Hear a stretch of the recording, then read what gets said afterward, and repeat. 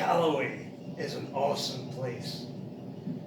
And here I am with someone from Spain, but in Galloway, telling a story that comes from the west of Scotland. Galloway is a place of rocks and sea and sky and forests, animals. You can go on a small road in the country and see hares boxing in spring.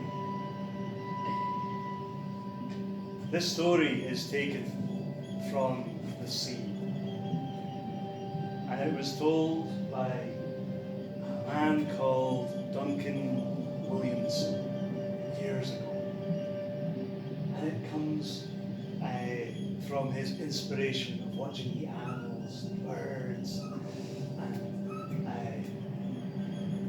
and of his life growing up in the Hebrides. These are rocks, but they're rocks that become highlands, and they're a land shared with the seal people. Selkies live there, and Selkies live in the stories of that land as well. But the story starts off in a much more mundane setting. It starts off in a schoolroom. And it starts off with a lesson that was probably important. It was probably a really necessary lesson. But as the tale goes, the teller of it was sitting there and was tired, and his head kept doing the face plant on the desk, and he just couldn't concentrate at all. There was nothing to do. But, well, his feet had already left the building, and you need to follow your feet as they leave the building. Or else you don't have any feet, and what good is that? So, in our story, our hero wandered and just enjoyed the sun, enjoyed the wind, left the schoolhouse behind, and, well, his feet sort of, well, they led him where the sun was best, and where the sea met the land, and, well, the beach is a great place to be. And when you look at the beach, maybe it's just a blank screen, a blank stage. But if you look a little bit closer, then you start to see shells on the beach, the algae and the seaweed, mussel shells growing in strings, the green of the sea bladder, the whole life where rock meets water. And if you walk along with a curious eye and a wee handy cam, then you can pick up the things that you find. And a few mussels, they can go in the pot. And then, with mussels in your pot, a little bit of water is good as well. And you can wander along and pick up some driftwood as well. And the mussels can just rattle there, rattle in your mind, until you find a hunger, and a hunger that can be fed. It can be fed with fire.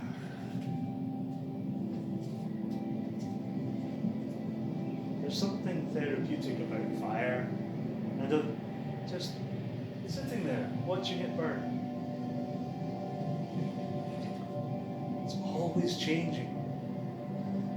You've got the fire in the sky beating down on you and keeping you warm, and then fire in front of you, and light all around, and your daydreams can flow like bubbles into the clouds. And then the pot. You can put the pot over the fire and heat up the water, and the mussels start to boil, just as your muscles start to relax. And, well, if you've got mussels and fire and water and sand, then what more do you need in the world? You can just sit there and eat it and doze and dream. But, well, time, it sort of close as well. And while our hero was sitting there and nodding away, he may have nodded off. While he did that, the sea came in and the tide covered over the space between the land he was on and the land he wanted to get home. He was on an island. An island in the sea. What can you do with an island in the sea? Well, not a lot really, except stay there.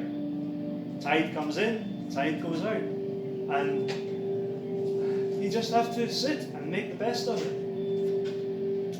Other creatures, though, they love the sea. The sea is their land. The Selkies, they swim. And they'll pop a little head up every now and then to say hi. But then they'll go down under the waves. Or they'll come out of the sea completely to bask in the evening sun. Our houses on the land can be lost to the tree. They make their beds on the beach. There they lie, comfortably, and there our hero lay as well. Quietly. And the wee seal pups, they were fine. They just crawled up, and they barked at each other a wee bit.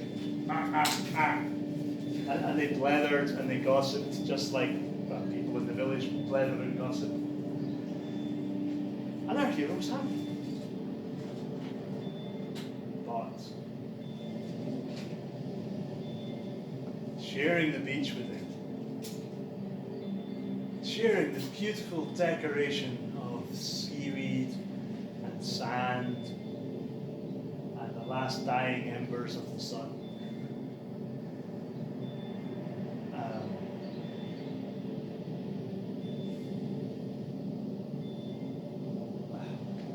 Everyone needs to sleep. Sleeping with the Selkies is great. But some seals are not like other seals. Some seals are great warriors of the deep. They've fought hundreds of battles to get where they are.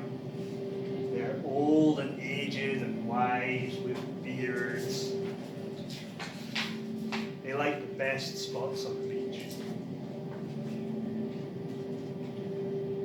And for our hero, while he lay there,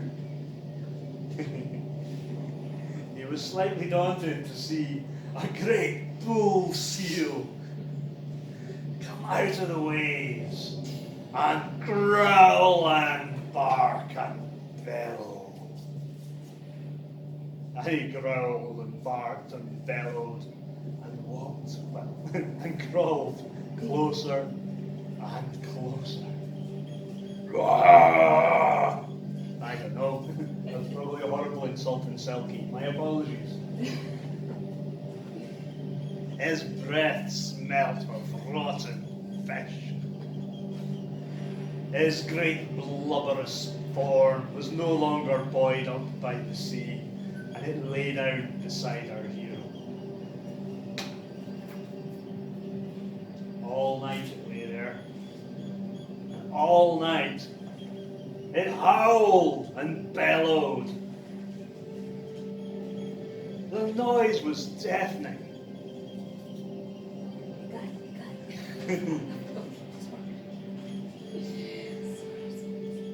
Our hero got very grumpy and really cross and yelled, "Oh, you no! Shut up! On your wish!" at the seal, as the noise, just with the cold of the night, it did his head in, and he couldn't do anything at all. Well, the night drew on, and I suppose there must have been some sleepless had, because the next morning, as he began to wake up, he noticed that the tide had gone out, and the sand was back, and the sun was up, and he could walk back off the island again and find his way home, collecting firewood as he did it. Because if you collect firewood on your way home and you arrive home before everyone else is up, then you can make the breakfast. And that does something to soften the blow of not having returned home the night before. Those days, no one was really too worried. It wouldn't be the first time, and it certainly wouldn't be the last time. But yeah, it's good to start the day afresh. Many years later, the storyteller says that he was with an old man mending nets somewhere up by home.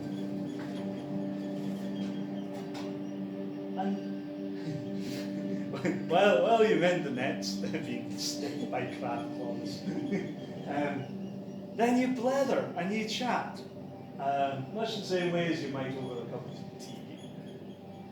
And the blether and the chat went back to those days on the beach. Those days on the beach with the great bull seal. And our hero, the narrator, happened to tell of this night spent on the island. And the fisherman looked a wee bit silent for a while, a wee bit thoughtful, and said, "You'll no have been afraid, right?" And our hero replied, No, I was never really worried." And the fisherman thought for a while again. "Well, those seals, all that raw fish, and no one to brush their teeth. If a tooth goes rotten, it'll hurt an awful lot. And with no one to do anything about it, it'll just stay. And no amount of bellying or bellowing will let it out. Maybe next time you see someone in pain, you be a wee bit more considerate." And so our storyteller says, he learned a lesson that day, a wise lesson. Could we not be a wee bit more considerate?